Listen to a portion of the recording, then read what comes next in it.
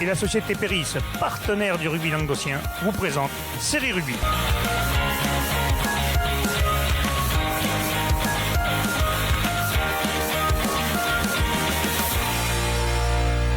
Bonjour mesdames et messieurs, bienvenue à Série Rugby, votre émission sur le rugby amateur languedocien de la 4e série à la Fédérale 1.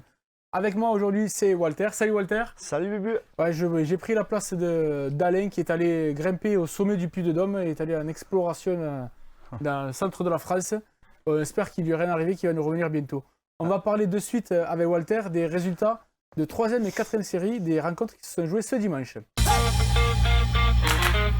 Donc on va commencer tout de suite avec la 3e, 4e série, la poule A. Les résultats étaient les suivants. Donc la Grande Motte recevait le Stade Montpellierin et le match a malheureusement été remis. Beaucaire Tarascon 15 recevait le RC Saint-Quentin Pays Viganais et s'est imposé 21-6 avec le bonus offensif. Et enfin Beaulieu recevait Roquemaure et s'est imposé 36-0. Ouais, donc le premier match, donc le Beaucaire Tarascon qui recevait cette jeune équipe de Saint-Quentin Pays Viganais et s'impose 21-6 avec le bonus offensif. Mais on retiendra quand même que cette jeune équipe de Saint-Quentin Pays Viganais avec 5 anciens juniors sur la feuille a tenu quand même et a mené même pendant 20 minutes 6-0. Donc voilà, ils n'ont pas baissé les bras. Ils étaient que 17 sur la feuille. 17 sur la feuille. En fait, ce qui s'est passé, c'est que le Pays Viganais a déclaré forfait la semaine dernière. Et oui, que le rassemblement a pris effet, a été officialisé que vendredi. Donc c'était un peu juste pour les licences, tout ça pour dimanche. Donc ils ont fait en fait encore avec que l'effectif de Saint-Quentin. À partir de cette semaine, ça va se mettre en place. Mais c'est déjà bien d'avoir 5 anciens juniors sur une feuille de match en 4e série, quoi. Donc ça, c'est quand même intéressant, quoi. Ensuite, Beaulieu, dans son premier match depuis 7 mois, recevait cette équipe de Roquemaure. Donc voilà, il s'est imposé 36-0, donc avec un joli score, bonus offensif. Donc voilà, un beau match de cette équipe de Beaulieu qui affiche un peu ses prétentions en ce début de saison. Et voilà, et avec un bel essai du capitaine dès la 2e minute, Nico Salgue, qui avait envie de retrouver le terrain, qui a montré le chemin dès l'entame de match. C'est clair. Et on souhaitera un prompt rétablissement au numéro 10 de Roquemaure qui est sorti sur commotion et qui aura passé donc, la nuit à l'hôpital. Donc voilà, on te souhaite un bon rétablissement. Ouais, en plus, Beaulieu qui n'avait pas eu sa préparation tronquée à cause ils avaient eu des cas de Covid. Donc c'est vraiment leur premier match et ils sont contents de ce résultat dans ces conditions-là. Ouais. On va passer de suite aux résultats de 3e et 4e série, la poule B. Donc les résultats étaient les suivants. Cornellane 15 s'est imposé 72-0 face à Banyuls des Aspres, Union Catalane. Salanque Méditerranée l'a emporté par forfait de Stade Alenia, on y reviendra. Bompas s'est imposé samedi soir 17-11 face à Lioran. Et la baie de Nissan-Colombier s'est imposée 36-0 face au Boulouse-Sorède. Ouais, donc déjà dans le premier match donc, de Cornellane qui recevait Banyuls des Aspres, donc avec un score fleuve, donc 72-0. Je pense que la saison de Cornellane est clairement lancée. Et donc pour la petite histoire, on soulignera quand même le remplacement à la mi-temps de Oreille qui a 49 ans. Et voilà, remplacé par un jeune qui fêtait ses 18 ans ce jour-là. Donc voilà, Tom Elmer, en plus fils de l'entraîneur des trois quarts, qui aura marqué 2 essais. À la mêlée, hein.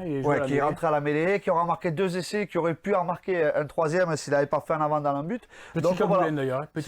Donc il lui a valu d'ailleurs le cagoulin donc, pour la soirée. Et un essai aussi d'Olivier Porte. Olivier Porte qui jouait pas demi de mêlée. Hein. Donc c'est clair, non, mais là, grosse performance de Cornellane à domicile. Ensuite, Salanque Méditerranée n'aura pas joué contre le Stade Alenia. Ouais, apparemment, le Stade Alenia avait des licences qui ont été bloquées par la Ligue, qui n'ont pas été validées à temps, ou ils sont encore en cours de discussion pour voir s'ils peuvent remettre le match ou vraiment forfait. Enfin, il y a des licences qui ont été bloquées en espérant qu'ils les aient au moins pour ce dimanche pour pouvoir accueillir Cornellane. Voilà. Ensuite, Bompas qui recevait Lioran donc dans une petite affiche de cette poule aussi. Donc voilà, Bompas qui s'imposera 17-11, mais quand même difficilement, dans une partie très hachée où le jeu n'aura pas souvent, le ballon n'aura pas souvent dépassé le numéro 10. Il pleuvait des cordes en même temps. Voilà, il pleuvait des cordes, donc c'est compliqué. C'est vrai qu'il y a eu des conditions météo ce dimanche qui ont quand même nivelé les niveaux de beaucoup de matchs. Donc voilà, on retiendra la victoire de Bompas et quand même le bonus défensif de Lioran qui a aussi des prétentions dans cette poule et qui pourra peut-être compter en fin de saison. Un match qui s'est déroulé avec un très bon état d'esprit entre les deux équipes. Ouais. Et il y a eu un petit fait de match à la fin. À la 76e. Un petit bug de chronomètre, non, c'est ça? Voilà. Ouais, à la 76e, l'arbitre qui siffle la fin et qui finalement reviendra sur sa décision et fera reprendre le match. Les 4 dernières minutes. Pendant 4 minutes. Donc voilà, ouais, c'est assez loquace, surtout que les joueurs s'étaient serré la main. Donc voilà, et on pensera aussi au cagoulin de l'entraîneur Fabrice Conny qu'on a vu, que vous verrez dans le mag de demain, qui avait oublié chez lui les maillots qui s'étaient servis pour faire signer les recrues. Et qui aura reçu le bouclier de Branus. De Branus, c'est très sympa d'ailleurs. Voilà, ouais, c'est clair. On va passer maintenant à la 3e série, la poule C. Les rencontres et les résultats étaient les suivants. Donc Portel s'est lourdement incliné à la maison 52-3 face à Mias. La Palme s'est imposée 26-3 face à Baconflant-Vinça. Le RAC Cerdan-Capcir s'est imposé avec le bonus offensif 29-3 face au Bassin Sud Minervois. Et enfin, Père-Albage s'est incliné à la maison 6-14 face à Canedod. Ouais. La première rencontre, donc une équipe de Portel avec 17 joueurs sur la feuille de match qui recevait une très grosse équipe de Mias. Mias qui se remonte cette année mais qui a des arguments. Hein. Je pense que Mias affiche de grosses prétentions pour avoir remonté le club, surtout que c'est les 100 ans du club. Donc je pense qu'ils ont une idée derrière la tête, très clairement. Et au vu des 2 premiers résultats donc déjà de championnat, on sait à quoi s'en tenir. Hein. On a plus de doute sur leurs petites idées, ouais, c'est clair. Donc il s'imposera 52-3 dans un match à sens unique. Ensuite, la Palme recevait l'entente Baconflant-Vinça. Donc elle s'impose 26-3. Donc ça y est, la Palme a remis les choses dans l'ordre après leur défaite inaugurale, donc justement à Mias. Donc voilà, ça y est, je pense que la saison de la Palme est lancée, donc ils prennent le bonus. Donc victoire logique. Le RAC de Cerdan-Capcir qui recevait le bassin sud minervois et qui s'impose 29-3.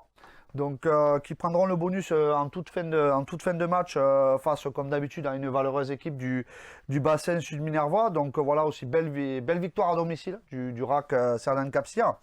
Et ensuite, donc, dans l'affiche de ce week-end, l'équipe de Périac-Bage qui recevait la S Canedod.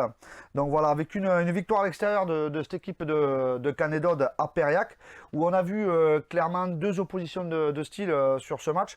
Donc c'est pareil, énormément de vent. Ça a réduit quand même les grandes envolées, parce qu'en face, une équipe de Périac-Bage avec une ligne de 3/4 vraiment très très fourni, avec des joueurs comme Raffetin, Julien Labelle, Gauthier Victor, Calmette, donc j'en passe. Donc tant mieux pour nous s'il y avait beaucoup de vent et surtout qu'on les ait privés de ballon, parce que je pense que s'ils avaient eu un peu plus de ballon, ça aurait été plus compliqué. C'est le bon coup là, à l'extérieur, pour toi c'est ouais, donc cette équipe de Canet qui fait le bon coup grâce notamment à son paquet d'avant qui est auteur d'une performance XXL autour de Thomas Haïché qui a emmené tout ça.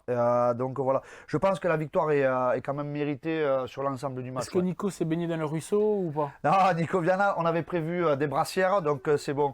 On avait prévu le coup quand même au cas où.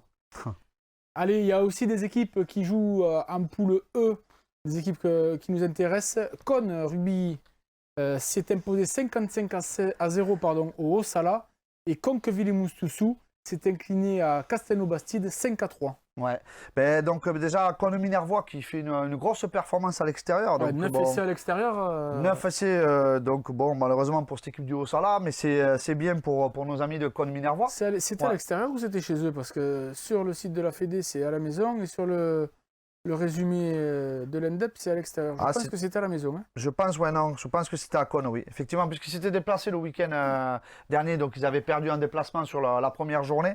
Donc oui, c'était effectivement à Cône pour leur première à domicile. Ouais. Donc il n'y a pas eu photo, quoi. 9 essais à 0 avec le bonus offensif.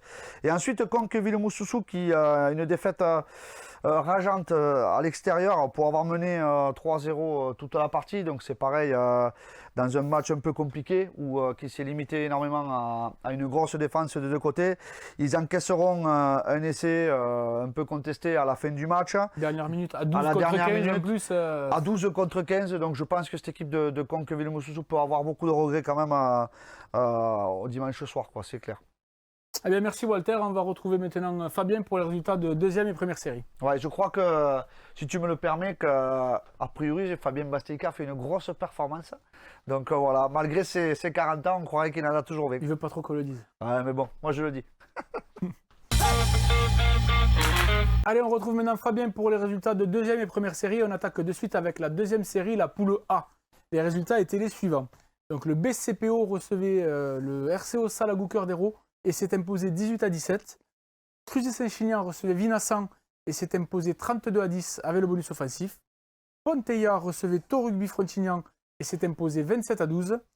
Villeneuve-les-Maguelones Saint-Jean-de-Védas devait recevoir Collioure et s'est imposé par forfait de Collioure 25-0, on y reviendra dessus. Et enfin, Van Dargue recevait Metz et s'est imposé 35-17 ou 32-20. C'est ça, un petit quiproquo. Donc pour le BCPO qui recevait Salagou, donc BCPO qui ouvre son compteur, mais avec une victoire qui a mis longtemps à se dessiner, puisque le Salagou voilà, est allé clairement avec des intentions et il menait même 17-13 jusqu'à la fin, jusqu'à que le BCPO donne tout pour marquer cet essai synonyme de victoire. Toutefois, un petit bonus défensif quand même pour le Salagou. Ensuite, Cruzet Saint-Chinian, je veux dire, qui a fait le job à domicile, hein, s'imposant 32-10 face à Vinassan, plus complet, mieux organisé. 6 essais de belle manière. À noter, forcément tu l'as vu parce que tu l'as posté, hein, le cher Cagoulin, hein, Franck Tessier. L'expérimenté. Mais pourtant, il a oublié un détail. Avant le match, on fait quoi? On va au petit coin. Voilà, il est rempli d'expérience, il oublie ça. Ou alors il est allé boire une bière, il est allé se cacher. Ouais, c'était une excuse. Il y a une magouille là. Et encore un essai du junior Fredo Martin. Hein. Pour changer. Ensuite, nous avons les Catalans de Ponteilla qui recevaient Tau. Donc un bon petit score, 27-12. Mais attention, voilà, Tau menait quand même 7-5 à la pause. Donc un essai partout. Mais clairement, voilà, en deuxième mi-temps pour les Catalans, il y a eu le festival du buteur Paul Ribes, qui a quand même passé 17 points, 5 pénalités, une transformation. Ça a clairement fait la différence parce qu'il y a eu encore un essai partout. C'est vraiment le buteur Paul Ribes qui a fait la différence sur ce match. Ensuite, donc, ce match que tu expliquais. Villeneuve Saint-Jean-de-Védas qui devait recevoir Collioure. Et donc, apparemment, il y a eu un petit quiproquo ou un couac dans la communication entre le club de Collioure et la Ligue, car ils ont eu un cas de Covid détecté jeudi dernier. Donc, ils ont immédiatement signalé à la Ligue parce qu'ils devaient faire donc, du coup, tester les 31 cas contacts. Et apparemment, il y a eu un couac, on va dire. Hein, et du coup, l'arbitre s'est bien présenté à Villeneuve-les-Maguelones et a signifié donc, le forfait de Collioure qui, forcément, ne s'est pas déplacé.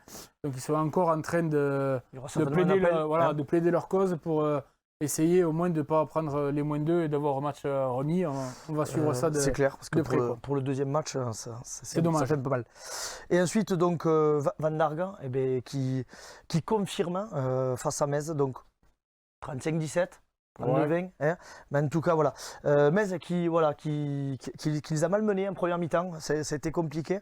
Van Dargue qui a clairement creusé l'écart en seconde période pour s'imposer assez nettement. Ouais, c'est un bon promu qui fait des bons petits résultats. Hein. 2 matchs, 2 victoires pour les joueurs de Van Dargue, alors qu'ils jouaient l'an dernier en 3e, 4e série. C'est un très bon début de saison. Ouais. Allez, on va passer maintenant à la deuxième série, la poule B. Les résultats sont les suivants. Trèbes recevait Muriel-Tézan et s'est imposé 17-14. Briatext recevait la Bastille de Beauvoir et s'est imposé 24-12. Kerkop-Bastille-de-Péra s'est incliné à la maison 21-9 face à Caraman. Cuisard recevait Vielmur et il a emporté 27-17. Et enfin, La Bruguière s'est imposé d'un point 18-17 face à Ville-Nouvelle. Ouais. Et le premier match, donc Trèbes-Muriel-Tézan, un gros choc, une grosse partie. Muriel-Tézan qui voulait se rattraper de leur première défaite. À la maison. Murviel qui démarre bien cette partie, qui va mener 7-3 à la pause. Mais on va dire que le capitaine de Trèbes, Sori, va montrer l'exemple une première fois avec un premier essai. Dans ce chassé-croisé de ce dimanche, Murviel va revenir encore à 10 minutes de la fin par un essai et passer devant. Et encore le capitaine qui va de son doublé à 4 minutes de la fin. Et voilà, c'est pas passé loin pour Muriel-Tézan quand même. Hein. C'est pas passé loin. On sent cette équipe de Murviel qui avait à cœur de prendre une revanche. Maintenant, Trèbes, comme l'année dernière, démarre fort. Briatext qui recevait la Bastille de Beauvoir. Voilà, Briatext, je veux dire, qui confirme aussi. Hein, c'est eux qui avaient gagné à à Murviel. Même si cette victoire, voilà, ils se sont détachés sur la fin de la rencontre, il n'y avait que 14-12 dans les dernières minutes. Peut-être que sur le match, voilà, d'après le compte rendu, ils ont un petit peu déjoué, un ballon glissant, mauvaise condition, mais ils se sont peut-être entêtés à déplacer trop le ballon. Ils ont quand même réussi à gagner, ils sont mais quand même, deuxième. Hein. Voilà, ils ont gagné de belle manière à la fin, avec 10 points de plus. Ensuite, on a eu Kerkhoff-Karaman, voilà, une belle opposition musclée en travant. Entre deux gros paquets d'avant. Ouais. Même si Kerkhoff, on va dire, est tombé quand même sur plus fort que lui. Ils ont couru après le score, ils ont beaucoup défendu. Toutefois, il n'y avait que 14-9, mais ils ont pris un essai en contre au milieu des barres à la fin, ce qui explique ce score. Mais belle opération, encore une fois, de Karaman. qui prend la tête. Hein. Et Karaman, du coup, qui prend la tête. Avec 9 points. Ensuite, Cuisa Esperanza qui recevait Villemur. Bon petit score aussi, mais voilà, Cuisa Esperanza s'est fait peur dans son entame, je vais dire, un peu catastrophique. 10 minutes de jeu, 10 points. Ouais. Ils n'arrivent pas en première mi-temps, ils sont encore menés 10-3. Et vraiment, il y a un gros réveil en seconde mi-temps où ils passent 4 essais, dont un beau doublé de l'ouvreur, Obel Lopez. Voilà, c'est même des regrets parce qu'ils avaient le bonus offensif. Ils prennent un deuxième essai dans les dernières minutes. Ça fait un bon début de deuxième période. Ils ont inscrit 2 essais en 10 minutes pour un peu se détacher. À mon avis, ils ont dû se faire secouer un petit peu. Hein. Qu'est-ce que t'en penses? Un peu. Et pour terminer, la Bruguière, voilà, qui s'est imposée d'un petit point. Je vais dire, c'est une histoire d'un point dans leur début de championnat. C'était incliné d'un point le week-end dernier. Cette fois, ça passe d'un point grâce à une belle pénalité de Justafre à la fin. Un président qui a tout passé au pied. Qui a tout passé en plus. Un président aussi comblé parce qu'ils avaient engagé une B. Depuis 2014-2015, il n'y avait plus de B et là ils l'ont réengagée et elle s'est imposée 31-5 de belle manière. Donc voilà, il y avait la fête à la Bruguière, on peut dire. Allez, on va passer maintenant au résultat de première série, la poule A. Moria Montadi a fait tomber Morias 27-24. Cabestany s'est imposé 15-10 face à l'entente de la tête Pézilla. Et enfin, l'Union catalane s'est imposée 25-17 face à Toche Corbière. Et d'entrée avec un choc. Donc Moria Montadi face à Morias et qui a tenu toutes ses promesses. Très engagé, dans un très bon état d'esprit. Grosse entame des Héroltais qui, dans le sillage d'Ortega, qui marque un essai et qui prend l'intervalle en puissance. Je pense que c'est une situation que nous reverrons sur les dimanches à venir. Pour leur premier match, c'était pas un cadeau quand même d'attaquer par Morias. Ah ouais, c'était un bon test. Et ils ont vraiment démarré pied au plancher parce qu'ils vont rapidement mener 19-3. Mais voilà, c'était sans compter sur Morias qui petit à petit va faire son retard, va même aller jusqu'à mener 24-22. Mais voilà, Morian qui va vraiment tout donner à la fin et va réussir toujours bien à marquer par la garde collectif, à la barbe. La garde à la barbe. Il y a quand même du monde, il y a Flo Canto. Je veux dire, ils ont une belle équipe, donc voilà, belle affiche et belle opération pour Morian.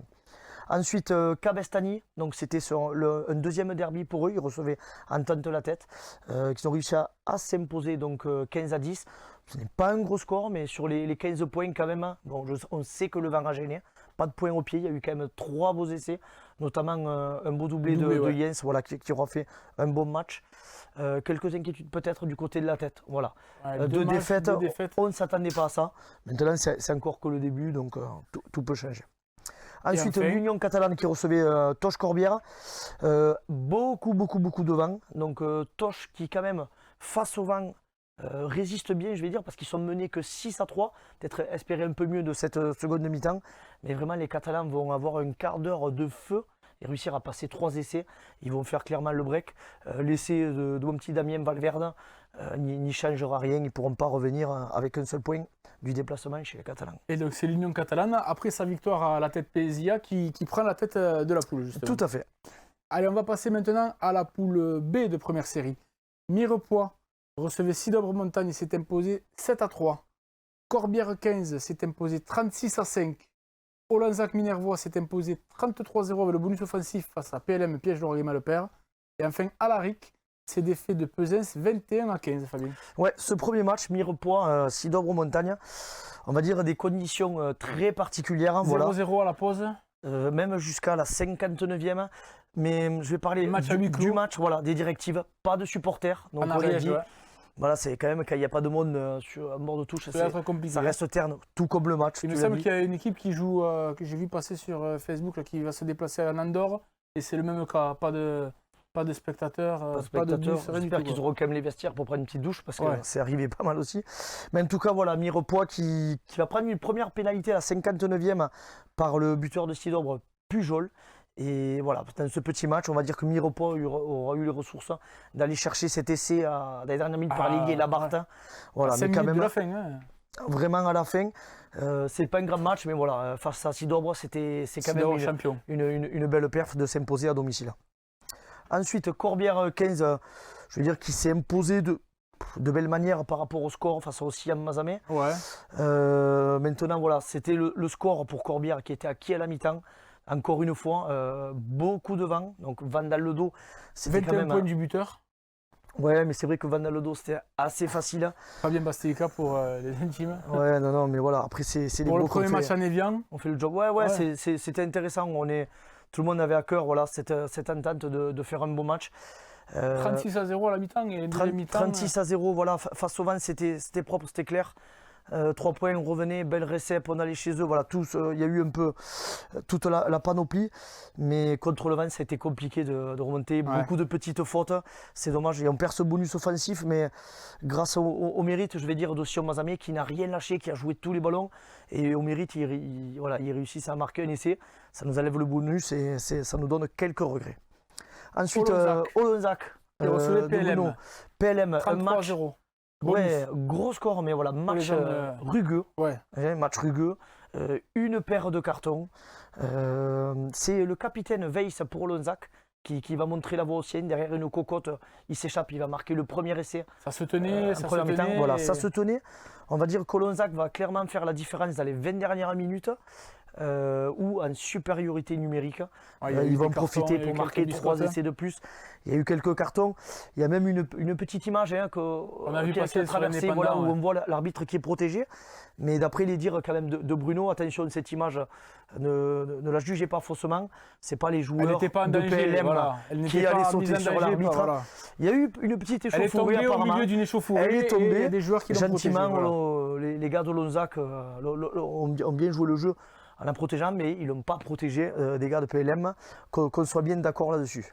Mais voilà, belle perf à nouveau. Après leur victoire à l'extérieur, Olonzac fait le job et prend la tête de cette poule. Tout à fait. Et dans cette affiche, donc Alaric Pesens, donc les taureaux du Cabardès qui ont failli faire le coup à l'extérieur. Ils ont failli faire le coup parce qu'ils ont mené grâce à la botte de Mestre. Ils menaient 9-3. Amouroux, le second de ligne, qui va réduire l'écart par un essai, mais vraiment dans les arrêts de jeu de la première mi-temps. Ça va les remettre un peu dans la partie. Mestre, pour Pesens, va encore enquiller 2 pénalités de plus. Donc ils vont repasser devant au score. Et c'est vraiment à 10 minutes de la fin. C'est Robert qui marque l'essai pour l'Alaric et qui va sonner la première victoire pour les gars de l'Alaric. Et bien c'est Olonzac donc, qui est en tête de cette poule, suivi par Corbière et Sidobre. C'est ça. Et voilà. Et donc on a fini avec les résultats de deuxième et première série. On va passer maintenant avec Jean-Michel à la PH et l'honneur. Allez, on retrouve maintenant Jean-Michel pour parler des résultats de ce week-end de promotion honneur et honneur. Salut Jean-Michel. Salut, ça va? Ça va et toi? Ouais, écoute, ça va très bien. Allez, on attaque de suite avec la promotion honneur, la poule A. Les résultats sont les suivants. Saint-Gély-Pic-Saint-Loup recevait Auveillan Cuxac-Salel et s'est incliné 13-21. Les Rives d'Orbe se sont imposés avec le bonus offensif 33-0 face à Mandelozère. Et enfin, Florissal-Coursan s'est imposé 73-3 face à Lunel. Écoute, on va commencer par ce match Saint-Gély-Pic-Saint-Loup contre Auveillan Cuxac-Salel, il ne faut pas les oublier. La OCS qui avait quand même la pression, parce qu'ils avaient perdu à domicile lors de la première journée. Face aux Rives, donc, qui était premier. Donc, un petit peu la pression pour aller à Saint-Gély-Pic-Saint-Loup, surtout que cette pression, c'est quand même matérialisé par une petite première mi-temps où Saint-Gély-Pic-Saint-Loup mène 10-9 à la mi-temps. À la mi-temps, ouais. Voilà. C'est une équipe en reconstruction et là, ils ont fait douter quand même. Ils ont fait douter. Moi, peut-être aussi qu'il y avait un petit peu de pression par rapport à Ouveillan qui devait absolument aller gagner là-bas. Mais en tout cas, c'est dommage pour cette équipe de Saint-Gilles-Pic-Saint-Loup. On pourrait dire que c'est dommage par rapport à la discipline, puisqu'il y a 7 pénalités de Jordan Delpech pour Ouveillan Cuxac-Salel. Voilà, et l'AOC qui s'impose. tous les points de son équipe, pas d'essai. Exactement. Et donc l'AOC qui s'impose 21-13 et qui en plus enlève le point de bonus défensif à cette équipe de Saint-Gély-Pixelou. Les Rives d'Orbe qui se sont imposés 33-0 face à Mende. Oui, là, il n'y a pas grand-chose à dire. 33, il me semble qu'il y a 15-0, quelque chose comme ça à la mi-temps. Voilà, la première mi-temps a été faite, la deuxième mi-temps aussi. On peut quand même déplorer pour cette équipe de Mende beaucoup d'absents. C'est pas facile d'aller à Mende, mais c'est pas facile pour Mende de se déplacer aussi. Bon, peut-être qu'ils ont plus l'habitude parce que ça fait des années que ça se passe comme ça pour eux. Mais bon, ils sont quand même. On le dit tous les ans. Voilà, exact. Ouais, c'est clair. Ça ne devient la palissade. Bon, en tout cas, cette équipe de Rive d'Orbe qui a montré qu'il fallait compter sur elle sur le poste de leader de cette poule. 2 matchs de victoire. Exactement. Un petit peu de pression pour cette équipe de Fleury aussi, qui avait fait une contre-perf à Mende, qui avait perdu à Mende.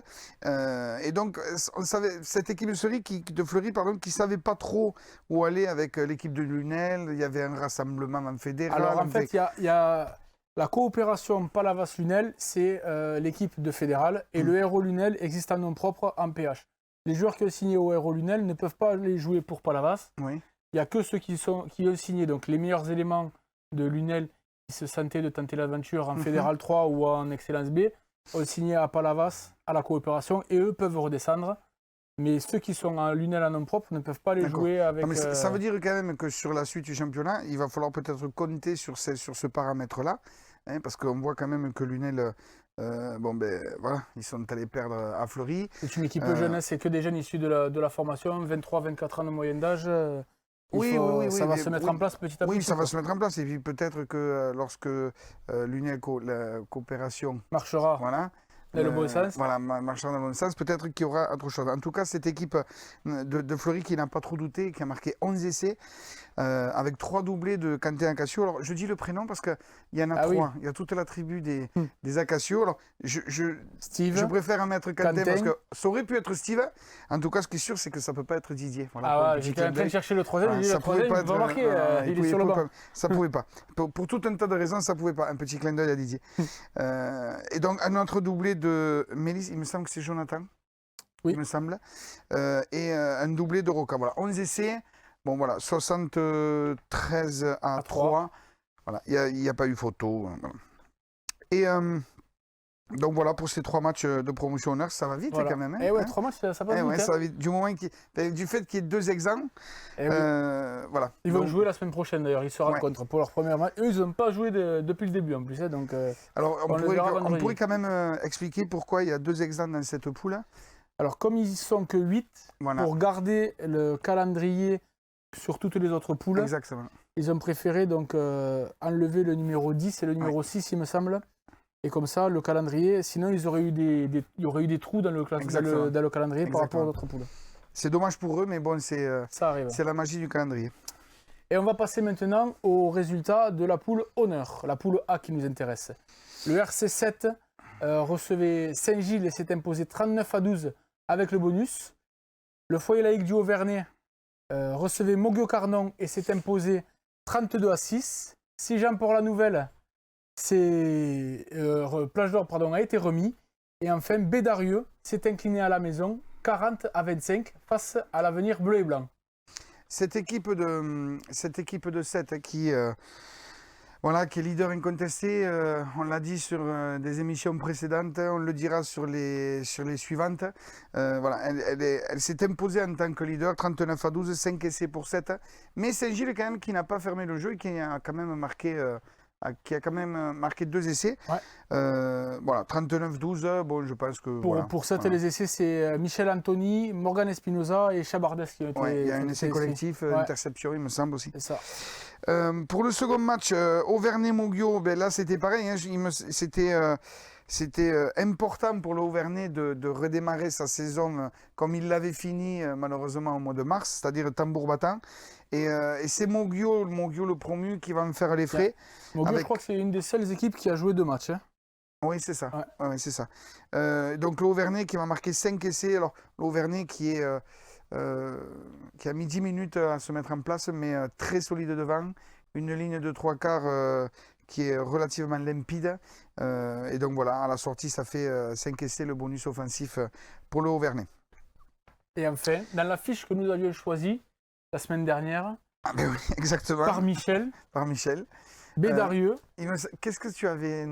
Je crois que j'avais marqué ABB. Que je m'étais fait un peu allumer même, tu vois. En fait, tu t'amènes la gloire, je crois. C'est peut-être ça, peut-être. Je m'en rappelle, je crois. En tout cas, ce score, quand même, ne reflète pas la partie. Parce qu'il faut savoir quand même que Bédarieux menait à la mi-temps 22-13. Oui, aller gagner à Bédarieux, quand même, c'est pas facile. Et puis, c'est Soum, le buteur de l'ABB, qui va remettre son équipe, très certainement de l'indiscipline du côté de Bédarieux. C'est Soum qui va remettre par 2 pénalités...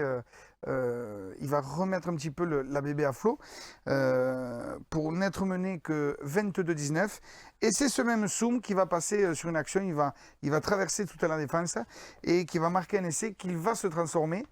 Pour mener 25-26. Pour mener 25-26. Là, gros coup de massue pour cette équipe de Bédarieux. Il y aura un dernier essai. Dernière minute. Il y a 2 essais. Il y aura un essai de pénalité pour l'ABB. Donc vrai, ça a fini de les achever. Et un essai à la dernière minute. Par Jean-Gabriel Pull. Voilà, par Pull sur une course de 60 mètres. Magnifique essai ça fait un peu gonfler la marque, alors que c'était peut-être pas... Exactement, quand on voit l'essai... Ça reflète peut-être pas la vérité du terrain. Quoi. Exactement, quand on voit l'essai de pénalité et cet essai à la 80e, hein, où Bédarieux sait qu'ils ont perdu, bon, et puis il y a cet exploit de l'ailier, bon, ça fait 14 points, donc ça ramène à 40 à 25. Donc quand on regarde que le score, on dit waouh, quand même, la bébé.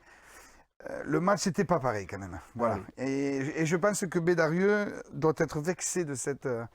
À n'en pas douter, la prochaine réception à Bédarieux. Ça va piquer quand même. Exactement. Eh bien écoute, ce sera le mot de la fin. On se retrouve demain pour un mag à l'AS Bompas. Transpirez bien sur tous les terrains. Allez, salut.